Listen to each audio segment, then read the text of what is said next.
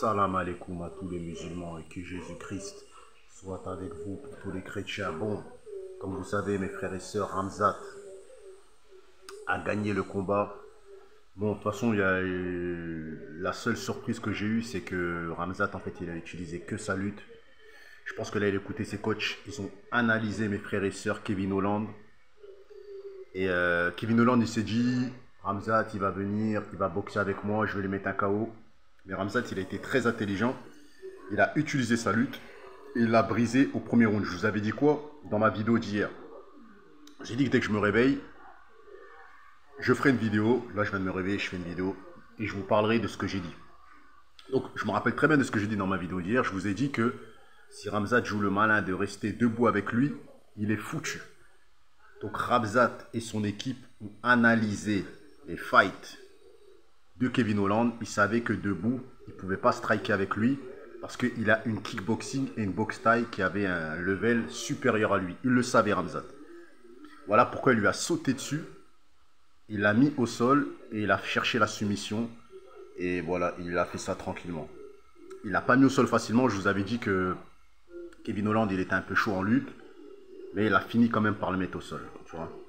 Et il a réussi à attraper sa tête et il a étranglé. Donc voilà, donc il n'a même pas mis un coup, même pas une droite, quoi que ce soit. Il s'est dit, je vais lutter avec lui, je ne peux pas boxer avec lui. Donc c'est ça le problème à l'UFC. C'est que tu as beaucoup de gens, ils arrivent qu'avec que de la boxe taille et ils n'ont pas compris que c'était du MMA. Ils n'ont pas capté que c'était du MMA. Pourquoi Cyril Gane, mes frères et sœurs, il s'est fait briser par Francis Ngannou? Parce qu'il n'a pas de lutte. Il arrive avec son Muay Thai et c'est ce qu'il fait dans tous ses combats. Et je pense que Cyril Gane, je ne sais pas si vous avez vu, Curtis Blade, il lui a dit quoi? Il lui a dit, viens maintenant je vais te niquer, parce que je vous avais dit que le gagnant entre Curtis Blade et Tom Aspinall et le gagnant de Cyril Gane face à Tai Tuivasa, ils allaient s'affronter. Vous avez vu ce qu'il a dit, Cyril Gane? Ouais, c'est un no-name, c'est pas un grand nom, je veux pas l'affronter. Pourquoi, mes frères et sœurs? Parce qu'il n'a pas assez travaillé sa lutte et il sait que Curtis Blade, il a une lutte de malade mental et il sait qu'il va se faire soumettre. Il veut affronter que des strikers, que des mecs qui font de la boxe. Parce qu'il a à peine 30% de lutte et 70% de Muay Thai. Même pas, je dirais même 20% de lutte. Donc Cyril Gane, c'est un peureux, mes frères et sœurs. Vous voyez ce que je veux dire ou quoi? C'est un peureux. Lui, il croit que le MMA, c'est de la boxe taille. Il a appris que ça dans sa vie. Donc dès qu'on lui propose un lutteur, il veut pas, il sait qu'il va perdre encore. Il le sait déjà, mes frères et sœurs. Donc voilà, donc ce que je vous ai prédit sur le fight entre Khamzat Chimaev et comment ça s'appelle là, et Kevin Holland, c'est ce que je vous avais dit hier. S'il reste debout avec lui, il va se faire plier. Mais Khamzat, il est trop intelligent, leur équipe est trop intelligente. Ils ont analysé tous les fights, ils ont vu que ce mec-là, il était trop chaud. Ils l'ont pris en lutte.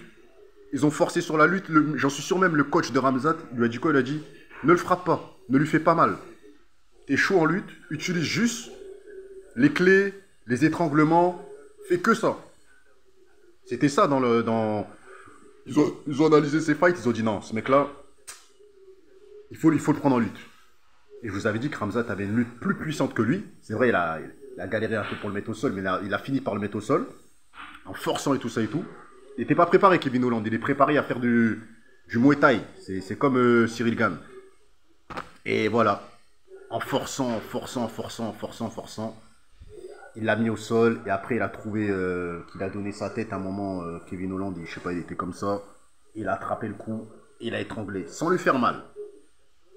Donc ça, j'ai trouvé quand même Khamzat, c'était un bon. Même si j'aime pas trop ce gars-là. J'ai trouvé que c'était un bon. Parce qu'il n'a pas voulu lui faire mal. Il n'a pas voulu le blesser. Il aurait pu le prendre en grand endpoint, de lui mettre plein de patates. Il s'est dit, je vais le finir, je vais l'étrangler. Donc voilà, donc c'est ce que j'avais prédit. Hein. Une finition dans les deux premiers rounds. Bon, il a fini au premier round. Ou un KO de Kevin Holland. Donc ça s'est passé comme je l'ai dit. Le prochain qui va affronter Khamzat, ça va être le gagnant entre Léon Edouard et Kamaru Usman. Là, il réclame Léon Edouard, mais Léon Edouard, il va devoir donner la revanche à Kamaru Usman. Si Khamzat affronte Léon Edouard, il va devenir champion, je vous le dis direct. Parce qu'il ne va pas faire comme Kamaru à faire de la boxe. Kamaru, je ne sais pas, depuis qu'il s'entraîne avec Ngannou, il croit qu'il est comme Ngannou. Il se prend pour Ngannou, il veut faire de la boxe. Alors qu'à la base, c'est un lutteur, le mec. C'est un mec, il a fait que de la lutte.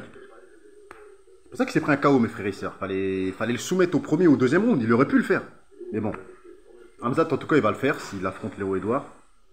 Par contre, si Ramzat, il affronte Kamaru Usman, il est mort dans le film. C'est sûr qu'il va perdre. Moi, je vous le dis direct. Kamaru, il a perdu par chance. Hein.